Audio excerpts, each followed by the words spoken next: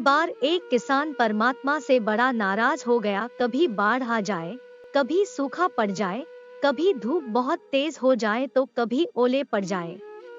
हर बार कुछ ना कुछ कारण से उसकी फसल थोड़ी खराब हो जाए। एक दिन बड़ा तंग आकर उसने परमात्मा से कहा, देखिए प्रभु, आप परमात्मा है, लेकिन लगता है आपको खेती बाड़ी की ज्यादा जानकारी नहीं है। एक प्रार्थना है कि एक साल मुझे मौका दीजिए, जैसा मैं चाहूँ वैसा मौसम हो, फिर आप देखना मैं कैसे अन्न के भंडार भर दूंगा। परमात्मा मुस्कुराए और कहा, ठीक है, जैसा तुम कहोगे वैसा ही मौसम दूंगा, मैं दखल नहीं करूंगा। किसान ने गेहूं की फसल बोई, जब धूप चाही तब धूप मिली, जब पानी तब पानी। तेज धूप, ओले, बाढ़, आंधी तो उसने आने ही नहीं दी। समय के साथ फसल बढ़ी और किसान की खुशी भी, क्योंकि ऐसी फसल तो आज तक नहीं हुई थी।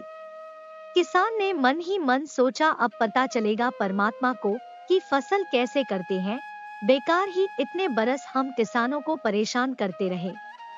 फसल काटने का समय भी आया। किसान बड़े गर्व से फसल काटने गया, लेकिन जैसे ही फसल काटने लगा, एकदम से छाती पर हाथ रख कर बैठ गया। गेहूं की एक भी बाली के अंदर गेहूं नहीं था, सारी बालियां अंदर से खाली थी। बड़ा दुखी होकर उसने परमात्मा से कहा, प्रभु ये क्या हुआ?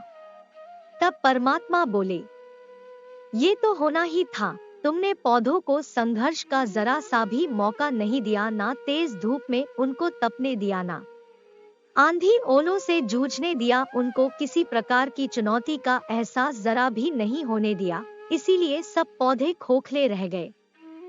जब आंधी आती है, तेज बारिश होती है, ओले गिरते हैं, तब पौधा अपने बल से ही खड़ा रहता है।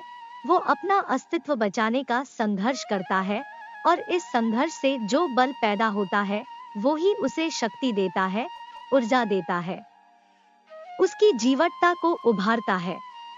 सोने को भी कुंदन बनने के लिए आग में तपने, हथौड़ी से पिटने, गलने जैसी चुनौतियों से गुजरना पड़ता है, तभी उसकी स्वर्णिम आभा उभरती है, उसे अनमोल बनाती है। उसी तरह जिंदगी में भी अगर संघर्ष ना हो, चुनौती ना हो, तो आदमी खोखला ही रह जाता है, उसके अंदर कोई गुण नहीं आ पाता। ये चुनौतियां ही है जो आदमी रूपी तलवार को धार देती है, उसे सशक्त और प्रखर बनाती है। अगर प्रतिभाशाली बनना है तो चुनौतियां तो स्वीकार करनी ही पड़ेंगी, अन्यथा हम खोखले ही रह जाएंगे। अगर जिंदगी में प्रखर बनना है, प्रतिभाशाली बनना है, तो संघर्ष और चुनौतियों का सामना तो करना ही पड़ेगा। दोस्तों, मैं उम्मीद करती हूँ आज की कहानी आपको पसंद आई होगी। आपका क्या कहना है इस कहानी के बारे में कमेंट करके हमें जरूर बताएं। वीडियो को लाइक करके चैनल को सब्सक्राइब कर लीजिए।